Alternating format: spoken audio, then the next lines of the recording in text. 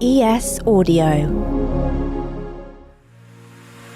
What's up, guys? I'm John Weeks, and this is the Evening Standard's Tech and Science Daily. Coming up, are freelancers under threat from bad reviews?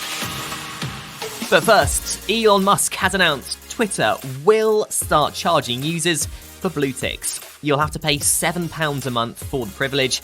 And our tech journalist Simon Hunt told us exactly what you get for that. Elon Musk has said you'll get reduced exposure to advertising, so you'll see less ads on your feed, and you also get priority in comments. So that means that if you comment on a tweet, your comment as a verified user is more likely to be viewed by other users. Musk criticised what he called the current lords and peasants system for who has or doesn't have a blue checkmark, and said there will be a secondary tag below the name for someone who's a public figure.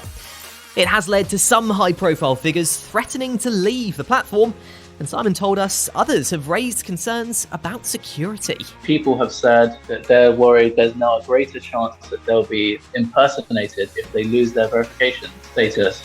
So you'll get copy accounts who might post all sorts of things impersonating a celebrity who people now can't differentiate between because they will at least temporarily lose their verification status. Those criticising the move included author Stephen King. He tweeted, "If that gets instituted, I'm gone like Enron." In a surprise speech at the Web Summit tech event in Lisbon, Ukraine's First Lady, Olena Zelenska, has called for help from the tech community amid Russia's invasion of her country. Speaking on day one, she said technology was now a battlefield in the Russian invasion of Ukraine and described how drones and missiles were killing families.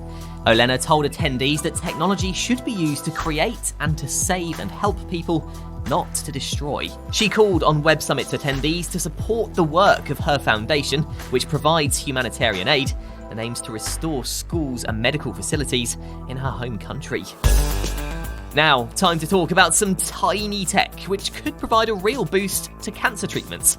Experts from Imperial College London have developed an endo-microscope, the width of 25 human hairs, which can help surgeons see tissue and organs during surgery. So we have developed a very high-speed endomicroscope, which has a very tiny fiber attached to it, and the fiber can go inside your body. Wherever the fiber touches, it gives a cellular level resolution image of the tissue surface. Dr. Kushi Vyas has created the device and told us how it can be used on patients with cancer. We can detect what is normal, what is cancer, all during surgery without actually the need to cut or excise any tissue. Dr. Vyas designed the device for breast cancer patients after finding that over 30% in the UK have to go back for a second surgery because part of the tumour was left in their body.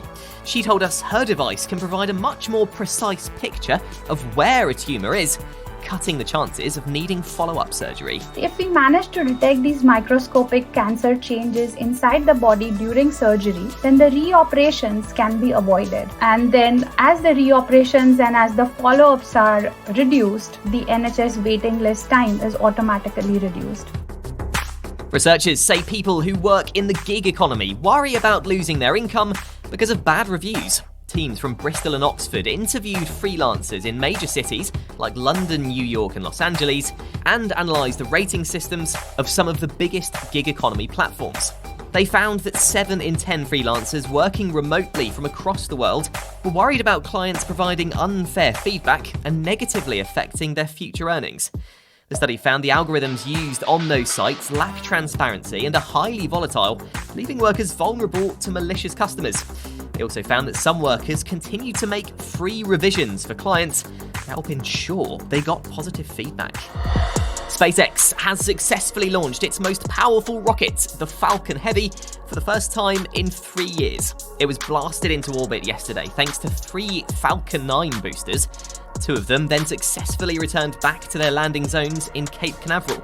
The rocket was taking 2 US Space Force craft into orbit, including a microsatellite and another classified craft.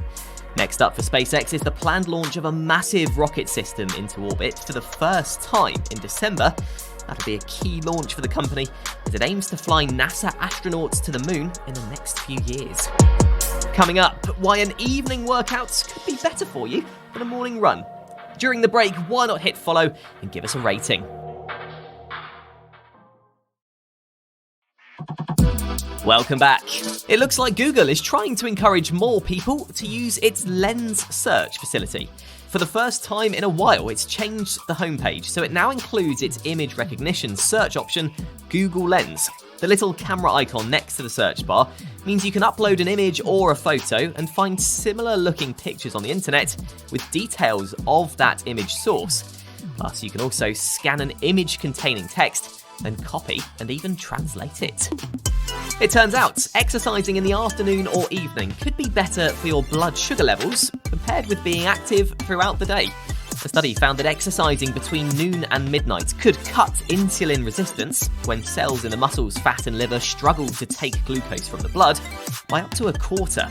Overall, the study included more than 6,600 men and women aged 45 and 65 who were considered overweight or obese. The study also found there was no significant difference in insulin resistance between morning activity and exercise spread evenly throughout the day. And finally, the best and worst parts of the UK to see fireworks this bonfire night have been revealed.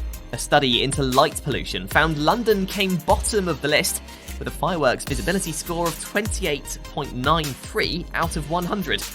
But the best spot, according to the research by Lottery Critic, is St David's in Pembrokeshire with a score of 74.4 out of 100.